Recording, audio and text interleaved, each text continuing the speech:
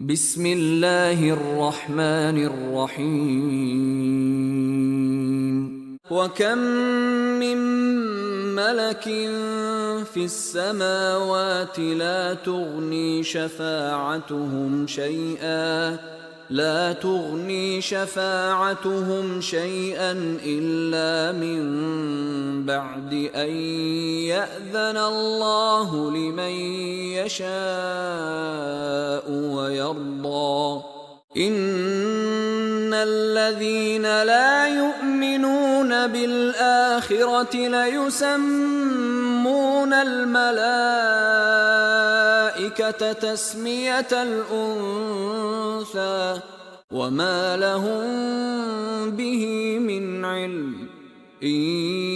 يتبعون إلا الظن وإن الظن لا يغني من الحق شيئا فأعرض عمن تولى عن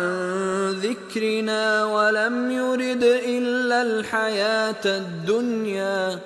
ذلك مبلغهم من العلم إن ربك هو أعلم بمن ضل عن سبيله وهو أعلم بمن اهتدى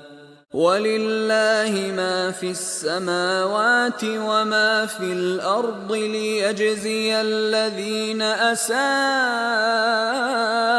بما عملوا ويجزي الذين أحسنوا بالحسنى الذين يجتنبون كبائر الإثم والفواحش إلا اللمم إن ربك واسع المغفرة هو أعلم بكم إذ أنشأكم من الأرض وإذ أنتم أجنة في بطون أمهاتكم فلا تزكوا أنفسكم هو أعلم بمن اتقى أفرأيت الذي تولى وأعطى قليلا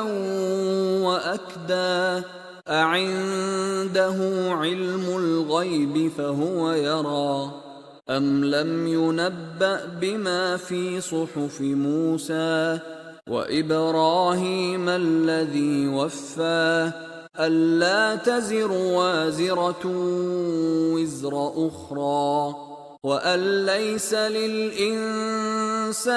إلا ما سعى وأن سعيه سوف يرى ثم يجزاه الجزاء الأوفى وأن إلى ربك المنتهى وأنه هو أضحك وأبكى وأنه هو أمات وأحيا وأنه خلق الزوجين الذكر والأنثى من نطفة إذا تمنى وأن عليه النشأة الأخرى وأنه هو أغنى وأقنى وأنه هو رب الشعرى وأنه أهلك عادا الأولى